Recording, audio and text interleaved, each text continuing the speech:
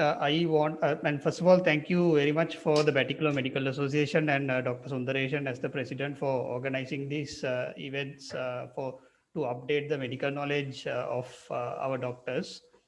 My topic for today is acute liver failure. So, as you know, it's a very broad thing. So, I just added that it's going to be an overview, but we'll try to discuss the important areas that fall under this topic. So, what you can do is, I mean, you can ask any questions, and I mean, after this, we can have a discussion once we finish the slides. I'm not going to do a lot of, I'm not going to try to cover everything about acute liver failure because it's too broad and it will not be very, it's not conducive for just one lecture. So let's just to give you an overview about what I'm going to talk about. So the outline first, I will discuss about the definition and how what we need to have to diagnose acute liver failure, and the importance of the classification, what the classification that we currently use, and what is the importance, and of course the etiology, because the etiology of acute liver failure is very important to predict the prognosis, and of course management, the overall management. But I will like try to talk about things like N-acetylcysteine and therapeutic plasma exchange and renal replacement therapy more, because that is something that we practically use. And finally, I will talk about liver transplantation. So before we start, what you need to understand is that this whole topic, acute liver failure, all the guidelines, all the articles you will read everywhere will be focused on liver transplantation, because all the guidelines have been made with, in a scenario where liver transplantation is available.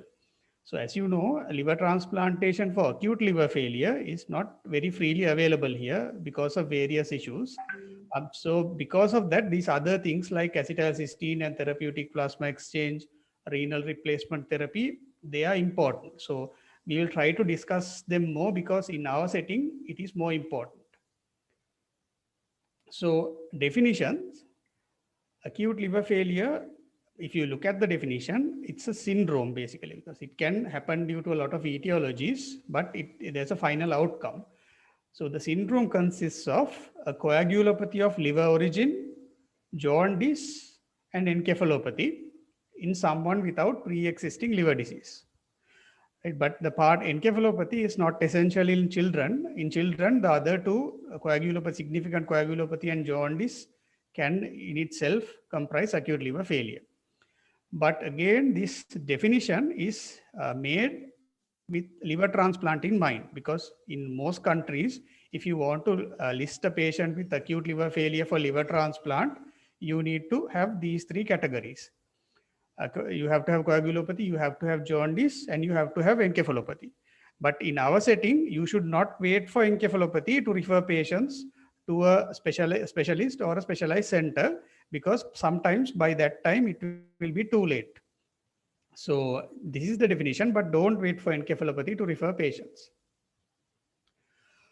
So to diagnose this, we should suspect that patients will go into acute liver failure if the transaminases are more than 3 times the upper limit of normal, IN more than 1.5, and if there is jaundice. Right? So those are the patients we should be careful, and we should have in our minds that these patients might progress to acute liver failure.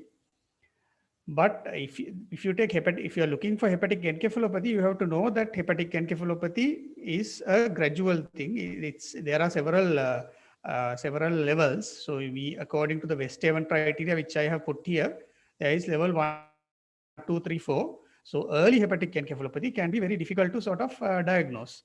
But it is crucial, especially if you are looking for liver transplant. But as I said, in our case, if you are managing the patient medically, it is not very important, right?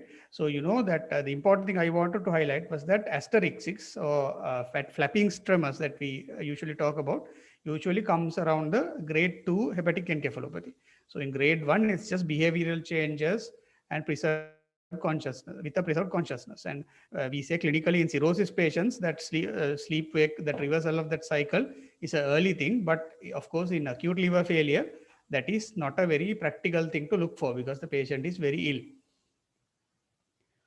So, according to the guidelines, if you have any problems with the diagnosis, if you are not sure whether the patient is going, if the patient is getting worse or getting better, if the patient is going into acute liver failure, you can use things like serum ammonia levels and serial measurements of serum lactate levels to see if the liver is getting better or worse, right? So, serum ammonia is important because that is the one that will lead to hepatic encephalopathy. And of course, it will have certain therapeutic indications. I will talk about this later. And of course, lactate, it changes very quickly with liver dysfunction because lactate is metabolized in the liver. So serial measurements of lactate is also important for the diagnosis, but it is not part of the syndrome. Now, if you look at classification, there are several different classifications. So the first one was proposed in King's College, O'Grady and those people, they gave a classification, but this is the one we currently use. But what I wanted to sort of convey to you is, now there are three categories basically in any classification. There are three categories of liver failure: acute liver failure, hyperacute, acute, and subacute. Right.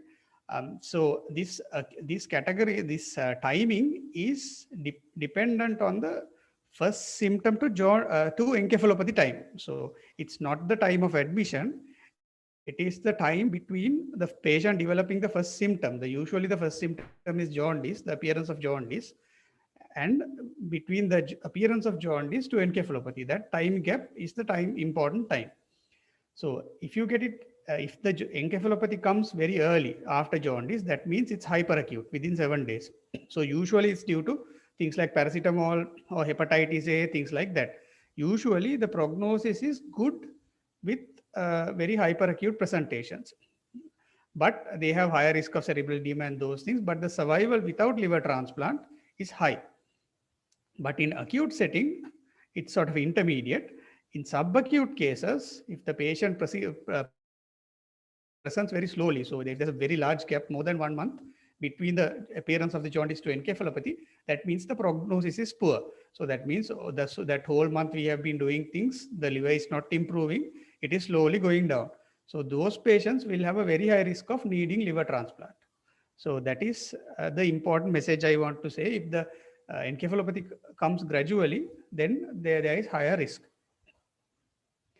So etiology wise, there are, as I said, there are multiple reasons why a patient can develop liver injury leading to liver failure. Most prevalent causes in developed countries, this graph I got from a Nature article. So it's from the from a US study. So the most prevalent causes there are paracetamol toxicity, ischemia, drug-induced liver injury, hepatitis B, those things, right?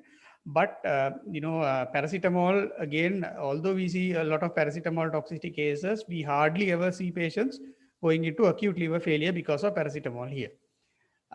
But according to the literature, the main causes of acute liver failure in developing countries are viral hepatitis. So it could be A, B, E, things like that, right? But the importance of this is the outcome of the patient's outcome of the acute liver failure will depend on the etiology. So it's important to know the etiologies because then we can get an idea about the outcome. So I'll show you why. So this is again from that US study with all the sort of etiologies in a table. So if you look at this line, the transplant-free survival. So as you can see in things like paracetamol poisoning, pregnancy-induced liver disease, the transplant-free survival is quite high, right? And even in hepatitis A, although it says 51%, it's relatively high. Overall, it's high. But things like autoimmune liver disease, hepatitis B with acute liver failure, and drug-induced liver disease, the survival is very low, right? So it's quite low. So that is why it's important to identify what the cause is, because if the patient has hepatitis A, if the patient had overdosed on paracetamol, we can treat that. And so we can expect the patient, there's a higher chance of getting better, so we can give some time and see if the patient gets better. But if you diagnose things like drug-induced liver injury or autoimmune liver disease, then there is a higher chance of that patient needing a transplant. Is something that is important. Now, the other thing I wanted to say is, now if you look at the literature about in the UK and the US, around 10 to 12% of acute liver failure cases are sort of you can't find an etiology for it. You can't define the etiology, although they test it, right? So uh, the thing is, in our setup, in what we do, I think this is more closer to 50%, because if you look at the initial investigations that you need to establish a cause for the acute liver failure, you have to do all these, except for varicella zoster, because this is not this is incorrect, because you have to only do varicella zoster if the patient is immunocompromised. So you have to do hepatitis, P simplex, cytomegalo, Epstein-Barr, even parvovirus, and autoimmune hepatitis screen. Everything you need to do ideally, because as I said, then you can get an idea about the prognosis and how fast you need to act, and of course toxicology for paracetamol, salicylate, those things, right? And other investigations, of course, depending on the clinical scenario, you can do a pregnancy test, you can do ammonia measurements. Ceruloplasmin is not very good. Will discuss that later. And other, if you're thinking about lymphoma, bone marrow, lymph node biopsy, and if you're thinking about something like portal vein thrombosis, because if you get someone with, especially young children with acute portal vein thrombosis, so that sort of thing, then you need to do a proper ultrasound with the Doppler of the portal vein. So you need all these, but we find it very difficult to get all these tests as a first line. So now moving on to this. So this is again from another study. I wanted to show the importance of investigations. So again, what they did, this is in the US. They took all those cases, that 11% I talked about, 10-12% I talked about, the patients who had undiagnosed uh, acute liver failure without any cause. So they did when then they took the blood samples, and they did all the tests. They did new tests to this APAP is paracetamol poisoning. So they did new tests to detect paracetamol poisoning. They did comprehensive testing, and they only found that only 5% in the end, only 5% of that was undiagnosable. So a very small amount was undiagnosable. Everyone else was you can diagnose. So even in our cases, if you do the proper investigations, you can find the etiology in most cases. Right. So now I wanted to talk about some uh, common scenarios we get in etiology before moving on any further. So a common thing we get is the hepatic ischemia cases, where patients get congestion of the liver or ischemia, leading to very high transaminases and acute liver failure. So they have very high transaminases, sometimes over 2000, most times very dramatically high. One day it's normal, 2 days later it's 1000, 2000, 3000, but relatively low bilirubin. Bilirubin is usually less than 5 milligrams. So there can be a lot of reasons for this. You can get depletion of shock, septic shock. You can get hypoxia, pulmonary failure, and cocaine use, things like that. And another important thing is, of course, heart failure. That should be at the top. So usually this is accompanied by acute kidney injury. So then you can get an idea, if both occur together, it is because of a congestion or hepatic ischemia. So their short-term prognosis is good. So if you correct the hemodynamics, if you replete the intravascular volume, the short-term prognosis is good. But the long-term prognosis is not very good, because you can't, most of the time you can't completely correct the underlying thing. Even if the patient gets liver failure, you can't do transplant because the patient has some other pathology leading to this ischemia. Right? And what I wanted to show was that I will discuss the role of neck further later on in the discussion. But in these sort of cases, sometimes we can try to hold back on the neck. You don't need to start the patient on neck right away. You can just try to correct the hemodynamics, replete the intravascular volume, and give some time for the patient to improve before moving on to N-acetylcysteine. And another thing I want to talk about was drug-induced liver injury. Out of the drug-induced liver injury cases, less than 10% progress to acute liver failure. and transplant-free survival is about less than 25%, as I showed you in that previous slide.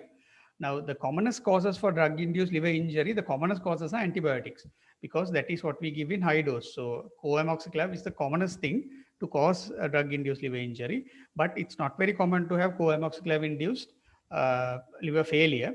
But things like NSAIDs, isoniazid, azathioprine, nitrofurantoin, those things can cause liver damage in the long run. But the main thing I wanted to show you was this website. There is a website called LiverTalks run by the National Institute of Health in the US. So if you just Google LiverTalks, you can get it. And if you enter any drug name there, it will show you all the liver in what the liver side effects are, what the incidence of acute liver failure, even the case reports you can read. So this is something I use very frequently, and even overseas when I was working, everybody was using this. So this is something that everyone can use to look up liver side effects in any drug. And of course, other thing I wanted to speak about was Wilson's disease. So Wilson's disease, so usually Wilson's disease, it's not purely acute liver failure. Usually there is a chronic component to the liver damage. So what happens is that there is a sudden release of the copper into the blood, leading to a sudden liver failure plus serum plus usually accompanied by hemolysis. So according to several studies, if you have these things on admission, if the serum ALP to bilirubin ratio is less than 4, that means the bilirubin is disproportionately elevated because of the hemolysis, total bilirubin. AST-ALT ratio more than 2.2, AST more than ALT. And if there is any evidence, if there's evidence of Coombs negative hemolytic anemia, these three together has a almost 100% specificity.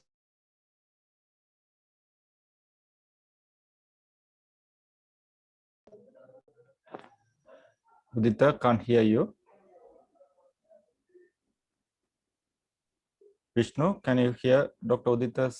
No, sir, we can't hear. Yeah, Things like ceruloplasmin, can be false. Yeah, he's back. Okay, Yeah, okay. Okay, we can hear you. You said something 100% sensitive. Can you tell again? Yes, yeah. Sorry. We couldn't hear that. Yeah, I think there was some problem with the internet connection. Yeah. If you take these three things together, serum alkaline phosphatase to serum bilirubin, total bilirubin ratio less than 4, AST-ALT ratio more than 2.2, and the presence of Coombs negative hemolytic anemia, if you can demonstrate those three things, there is almost 100% specificity for Wilson's disease. So that is something you can diagnose. And things like serum ceruloplasmin can be falsely high in acute liver failure because of the acute phase response. So serum copper, especially if there's more than 200, it can be more specific and sensitive in the acute stage. It is something, it's not that expensive, serum copper. So it is something that we can do to diagnose acute liver failure due to Wilson's. The last thing I want to touch on was dengue hepatitis with acute liver failure, because it is something that we see very commonly, but it is not something, there is not a lot of literature on this. There are case reports, case series, but not a lot of control studies or anything like that. So there is one thing called dengue-induced severe hepatitis, or DISH, with a more than 10-fold rise in transaminases, which occurs in about 10% of patients with dengue. But acute liver failure is very rare, around 0.3%. So they have done studies on the prognostic markers for acute. I think someone's someone. Mic is on. Can you unmute? One of you, I think, mic is on. Who is that? Can you find Vishnu Aranda? Hello, it's Dr. Janaka. Dr. Janaka, can you just mute? Doctor, can you do that? Yeah, Dr. Udita, can you? Dr. Udita can unmute. All right, okay. It's okay. It's now okay. Okay. We continue. All right. So according to studies, if you want to look at the prognosis in dengue hepatitis with acute liver failure, lactate levels and pH are good prognostic markers to see if the patient is getting worse about the prognosis. MELD is good. The MELD score is good, but lactate and pH was found to be superior than the MELD score. But acute liver failure carries a high mortality, especially because the patients have come with other leakage and other issues as well. And these patients are not very good candidates for liver transplant in the acute stage. So that was just about a few important etiologies that have very special implications. So a role of liver biopsy, you don't need to do liver biopsy in all patients with acute liver failure. Actually, the indications are quite limited. So, for example, things like suspected autoimmune hepatitis, to confirm, you can do a liver biopsy. But because these patients have high INR and the liver is also very soft, the transjugular route is the ideal way to do the biopsy because of the bleeding risk. But if you do a biopsy and find that there is more than 50% hepatocyte necrosis, the mortality is very high. But of course, you don't need to do that just to check the mortality. I added these pictures just to show if you do a biopsy in paracetamol poisoning, this is the thing we see, the zone 3 necrosis. And this is acute liver failure due to hepatitis B. You see a large plasmacyte reaction. But you don't need to do this to confirm the diagnosis. Right. So, as you know, the acute liver failure can lead from there to multi-organ dysfunction. So you get neurological problems due to cerebral edema, you get coagulation issues, you get infections. These patients are very high risk of both bacterial and fungal infections. So if you have any suspicion, if the patient gets unstable at any point, you have to start on empirical antibiotics and preferably antifungals as well. And hemodynamically issues because of arrhythmias and things like that. And you get pulmonary issues, ARDS, and of course renal issues, and of course other metabolic issues, including hypoglycemia. I am not going to discuss these one by one. But the commonest cause of death in general is sepsis because of the other organ failure. So I'm moving on to management. So general management, there are a few steps. There are things that we know. Things like you have to monitor the vitals, and you have to monitor the patient very closely for neurological status to see if the patient is getting drowsy. And of course, the important thing is the patient can get hypoglycemic. So you have to give glucose infusions. Stress ulcer prophylaxis is usually indicated. So if you know contraindication, you can start a PPI. And of course, another important thing is you have to restrict clotting factors unless active bleeding. So that is something I want to highlight. So if you have the facilities to manage the patient, you should not just correct the INR just because it's going up, because the INR is a good indication of how the liver is functioning, because the INR is dependent on factor 7, which has a half-life for about 6 hours. So if you correct the INR, you will not get an idea whether the liver failure is getting better or worse. So unless if the patient is at high risk of bleeding, or unless the patient has active bleeding, it's better not to correct the INR. By correction of INR, I mean giving FFP. There is no harm in giving vitamin K because it's not something that forcefully changes the clotting. And N-acetylcysteine, I will discuss that later. And of course, you have to avoid sedatives and avoid hepatotoxic and nephrotoxic drugs. So I will discuss the other things later. So a few specific things. So how do you manage the cardiovascular things? So the first step, of course, as in any case, is volume replacement with crystalloids or colloids and blood if the patient is bleeding, or if the patient is hypovolemic, you can at the very end you can try that. But the first line vasopressor is noradrenaline. That is what they suggest. And the second line is vasopressin or terlipressin. So that is the second line. So it's basically you go with vasopressors. And if you need 2 vasopressors, you have to start the patient on IV hydrocortisone 200 to 300 milligrams a day, right? But all patients with hemodynamic instability, you have to suspect sepsis and you have to send the cultures and start on antibiotics. That is, as I said earlier. So this is just in very general things we need to do. The other important thing is neuroprotective management. So we have to know what we are protecting the patient against. So the important thing is the patient, due to ammonia, the astrocytes in the brain can swell and the patient can develop cerebral edema. So generally you have to elevate the head to a 30-degree in the neutral position without turning the head. And usually what happens in cerebral edema is the patient hyperventilates, electively hyperventilates, and that causes the cerebral vessels to relax, improves the cerebral perfusion. So you have to allow for that. And the cerebral perfusion pressure, that is what I meant by CPP, you have to maintain at 50 millimeters mercury. So in some places they do the intracranial pressure monitoring, but that is risky. So it's not universally done. But at least you have to maintain the mean arterial pressure at around 75 millimeters mercury. You have to treat the fever. As you know, with fever, you can get increased cerebral edema is increased. And if you suspect cerebral edema, if you think the patient is getting drowsy, you can't explain it. Sometimes it's difficult to differentiate it from encephalopathy. But if you get pupillary changes and if any focal signs, you have to maintain sodium around 145 to 155 to a sort of hypertonic plasma, just to keep the hyposmolar plasma, just to reduce the edema.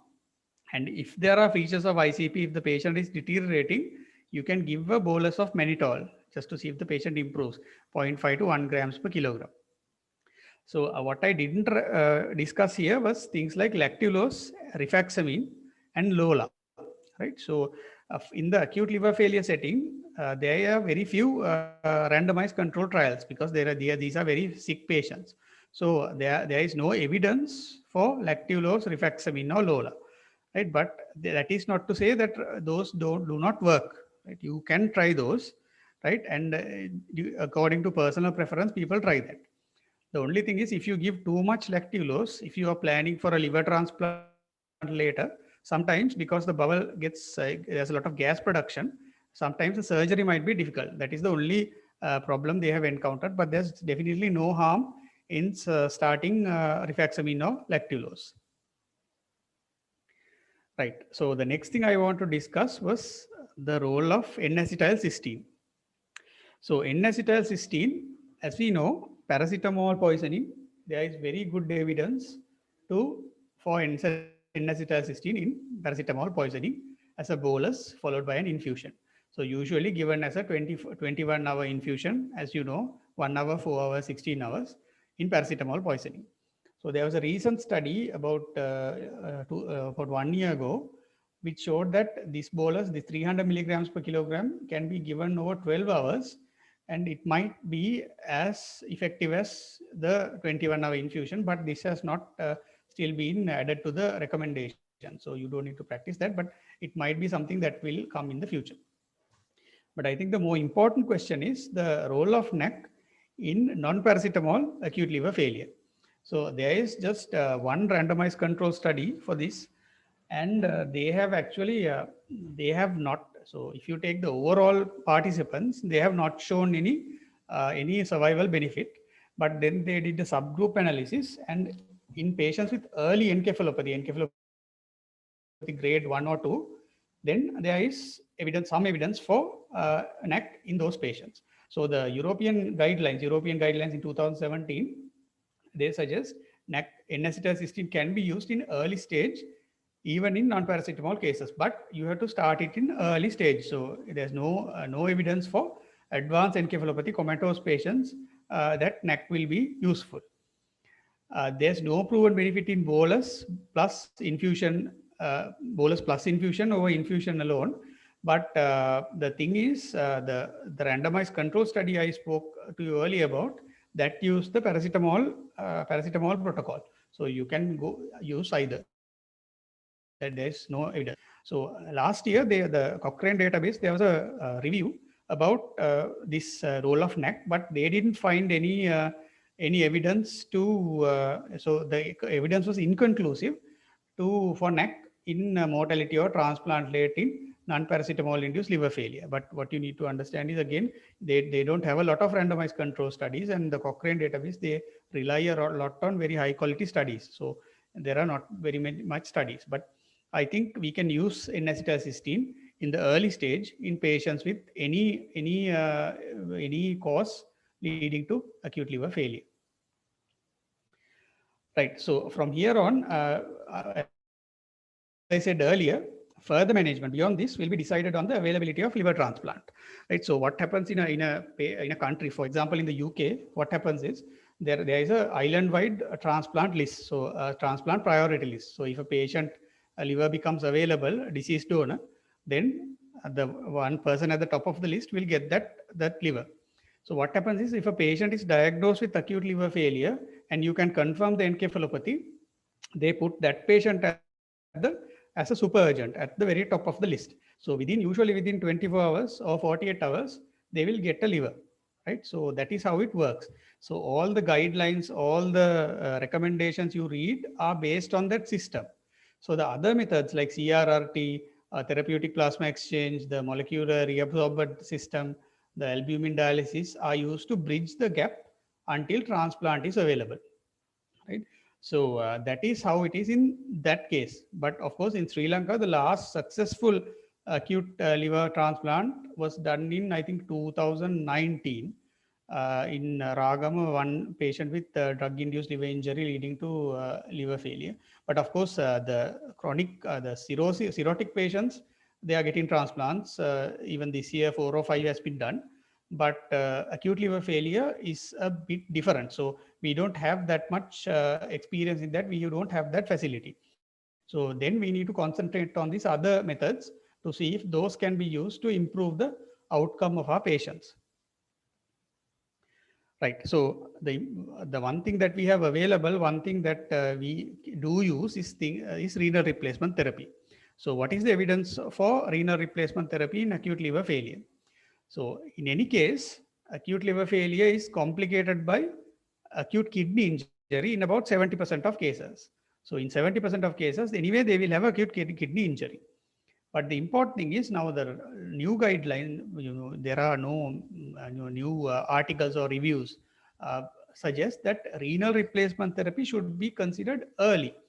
Right? You should not wait until the patient goes into AKI or anuria. You should consider it early if the oliguria persists despite volume repletion and the restoration of MAP with vasopressors. If the pressure is okay, if you give enough fluid, still the patient is not producing.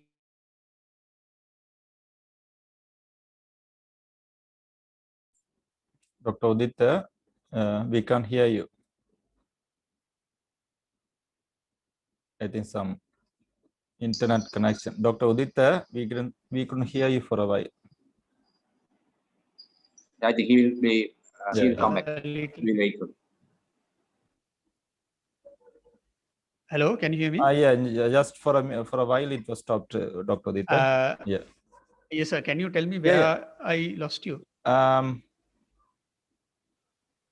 This slide I started, was that? That's you Yeah, you have started this one. Right. So, started. right. So I said the acute kidney injury complicates acute liver failure in 70% of cases, but you should not wait for the patients to go into anuria or established kidney injury to start CRRT in acute liver failure. You should consider it early if they have oliguria despite volume repletion, and if the pressure is normal, if you have given enough fluids, the patient still has oliguria, or if there is very high ammonia levels, more than 150, because that is associated with cerebral edema, increasing serum ammonia, or with established confirmed cerebral edema. Regardless of the serum creatinine, you have to, they suggest it is recommended to start on CRRT. I will tell you why later. And of course, when you talk about renal replacement therapy, CRRT is preferred over intermittent hemodialysis. One thing is these patients are not very stable for intermittent dialysis. So what is the evidence for this? So there was, this is an article from 2018. So they went through about 1,000 patients retrospectively and concluded that continuous renal replacement therapy is associated with reduced serum ammonia levels and reduced mortality in acute liver failure. So if I just show you a graph, this top one, this the darkest one is with CRRT. So the lightest one is with intermittent renal replacement, that is with hemodialysis, and the bottom one is without any renal replacement. So if you compare the top one and the bottom one, there is a highly significant reduction in serum ammonia. This is the serum ammonia between day 1 and day 3. And the 21-day transplant-free survival is also improved by CRRT. So CRRT is something that we should use if available to improve the outcome of our acute liver failure patients. And the other thing is therapeutic plasma exchange. So plasma exchange, again, this is a trial that was published, I think, in 2016 in So this was done in Europe. They got patients over 12 years, but only about 200 patients. But it was a randomized control trial.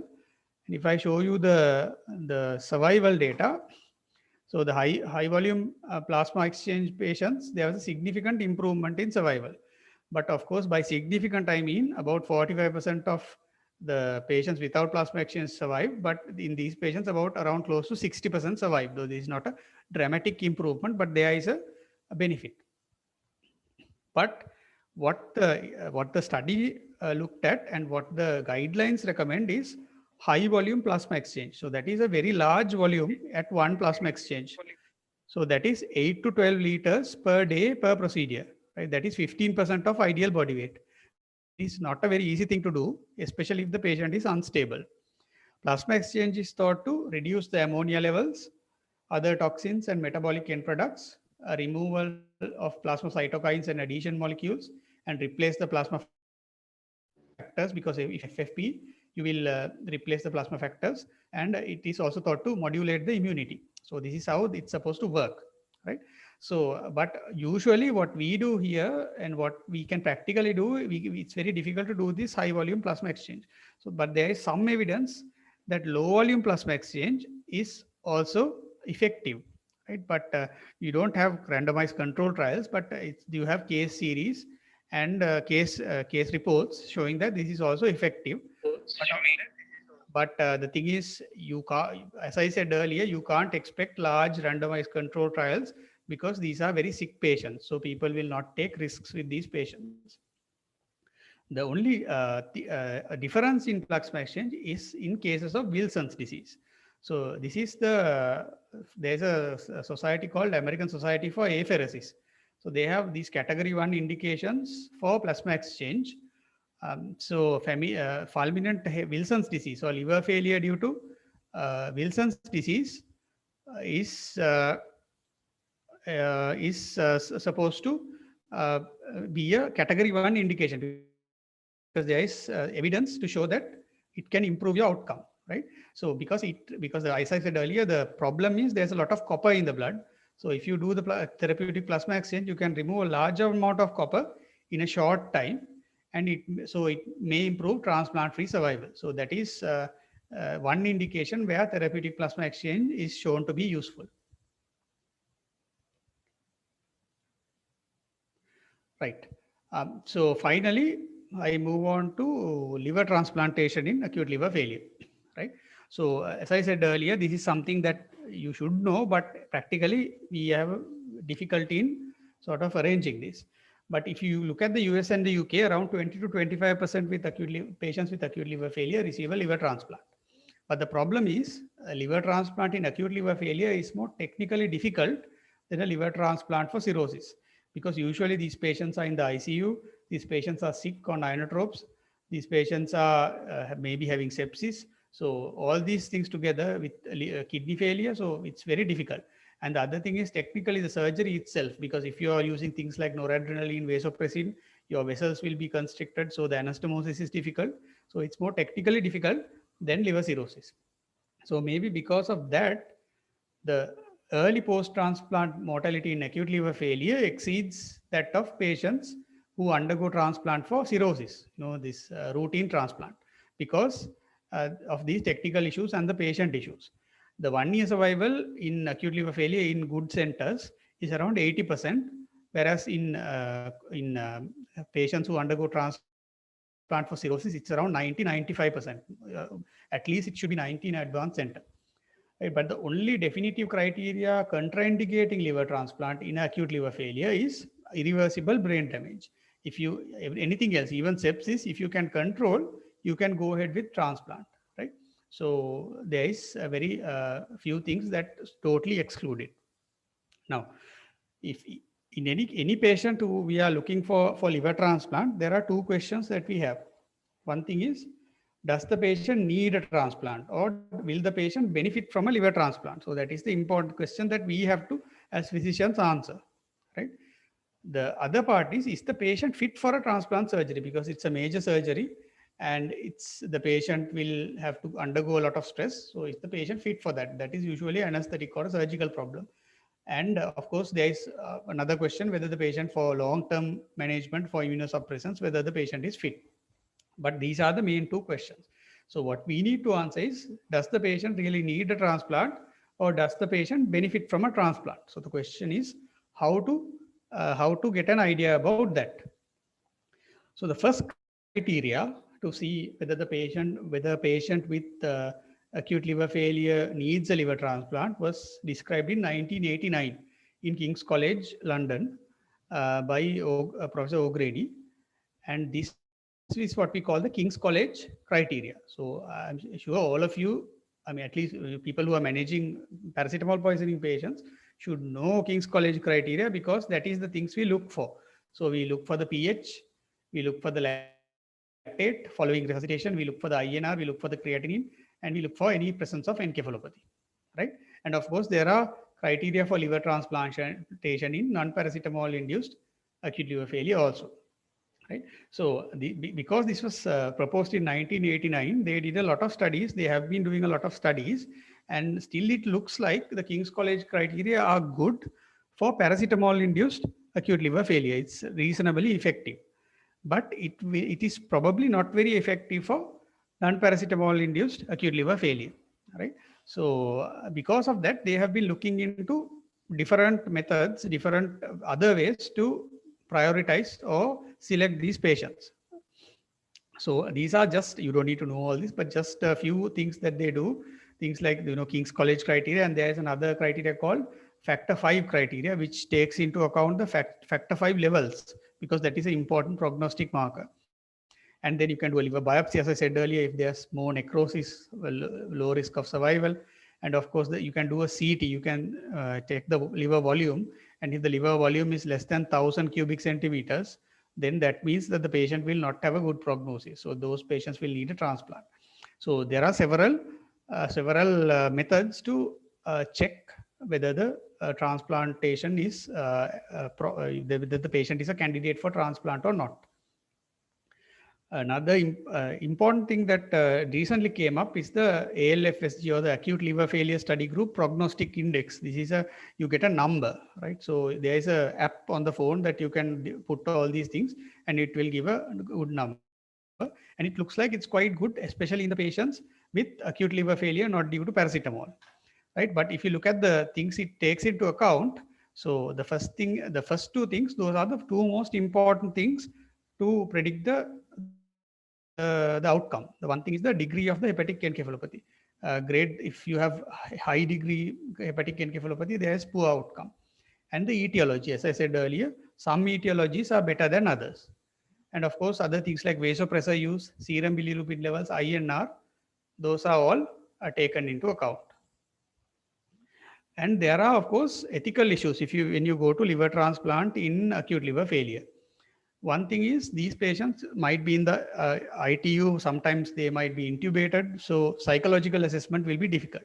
So if some patients will have high risk behavior, like IV drug users with hepatitis B, so you will not have an idea whether the patient will go into IV drug use again. And if the patient has recent alcohol use, so you can't decide, it might be difficult to decide whether the patient should get the transplant or not.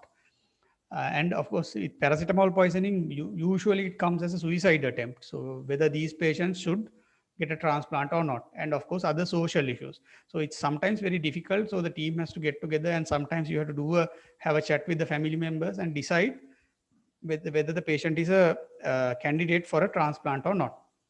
Right. So you need to have clear criteria for selection. So these are some issues that you get when you plan for liver transplantation in acute liver failure. Right.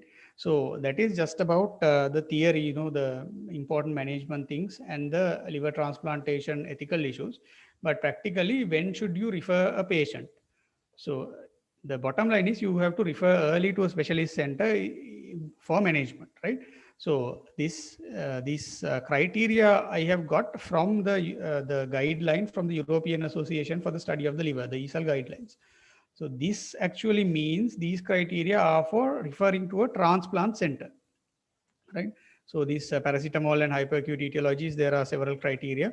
If there's non-paracetamol, there are several criteria. But the thing is, you have to get some sort of specialist input. If you think the patient is going into liver failure, you should not wait for the encephalopathy to come. If you feel the patient is heading that way, then you should get some sort of specialist sort of input and a discussion and sort of plan for a transplant. But of course, hopefully in the next few years, we will have more access to transplant and the transplant facilities will develop. And with that, we might be able to sort of manage our acute liver failure patients a bit better. Because the bottom line is, if you manage an acute liver failure without transplant, there is a significant chance that the patient will not get better and die. Because some patients, they need a transplant, they will not get better without a transplant. So that is one important thing that we have to remember.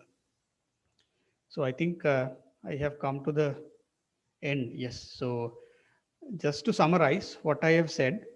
So acute liver failure is the syndrome of jaundice, coagulopathy, and hepatic encephalopathy in a patient without a pre-existing liver disease. Right. So this is the definition. It has many etiologies, and the etiology will affect the outcome. So because of that, investigating for the etiology is important. Right.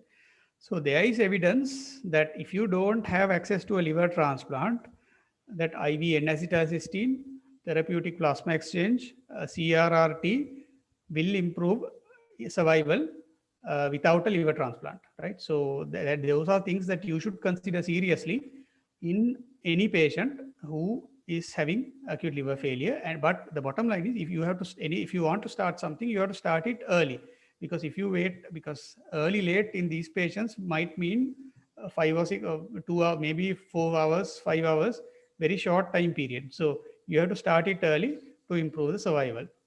But if you need to properly manage acute liver failure, the facility of liver transplantation is essential in a significant proportion of patients. So I think, yeah, thank you very much.